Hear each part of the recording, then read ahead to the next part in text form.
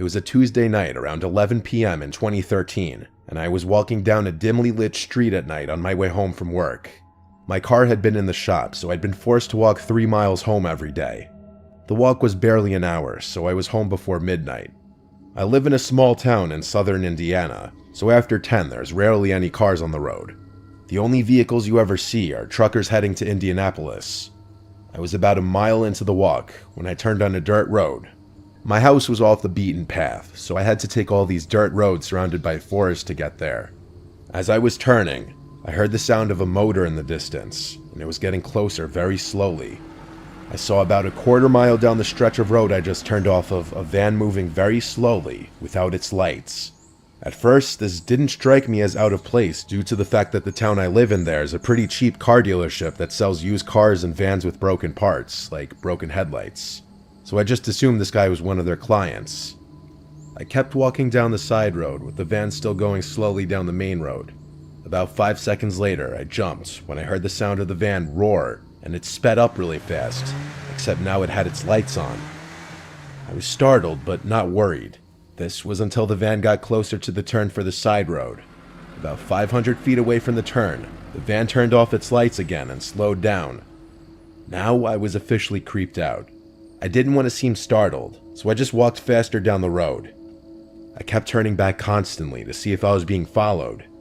Then my suspicions became reality as I saw the van turn onto the dirt road. I was only about 500 feet from the van, so I started to walk a lot faster. I didn't want to look back, but I did just to be safe, and what I saw frightened every bone in my body. I saw the van there, stopped with both the passenger and driver's doors open. At this point, I ran for my life down the dirt road. I heard what I'm positive was a gunshot not far away, and I really thought this was how I was going to die. I made a quick turn into one of the surrounding forests and hid behind a big rock. I heard what sounded like a middle-aged man not far away say, "I think she went into the woods." And then, to my horror, what sounded like 3 young girls, with one of them responding, "Okay sir, I'll see if we can find her." Now I wasn't fearing for my life. I was worrying I was going to be forced into whatever sick group this was.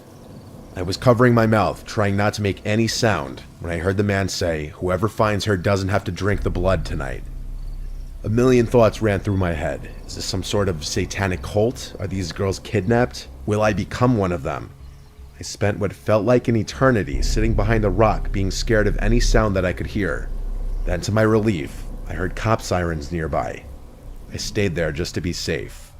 When I felt the courage to look from behind the rock, I saw red and blue lights right outside the forest. I ran out screaming for help, and the cops came to me and said, "Ma'am, do you know about this body?" I was confused and said, "What body?"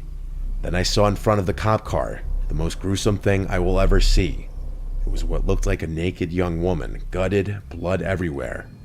There was no van in sight.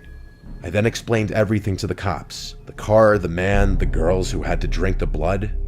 The cops said they'd look into it and were nice enough to drive me home. That night, when I couldn't sleep, I looked out my window to see the van, the same one from before, driving slowly without its lights on down my street. This time I was smart and wrote down the license plate. I called the cops immediately and told them what I saw and gave the license plate number.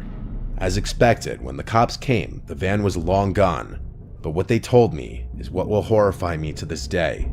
The cops said we checked the license plate number. It's a plate registered in South Dakota.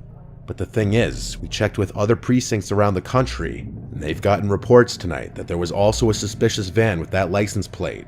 One in Vermont, one in Nevada, one in Alaska, and one in Texas. They said we'll call you if we get any more information. The cops left, and I never got a call.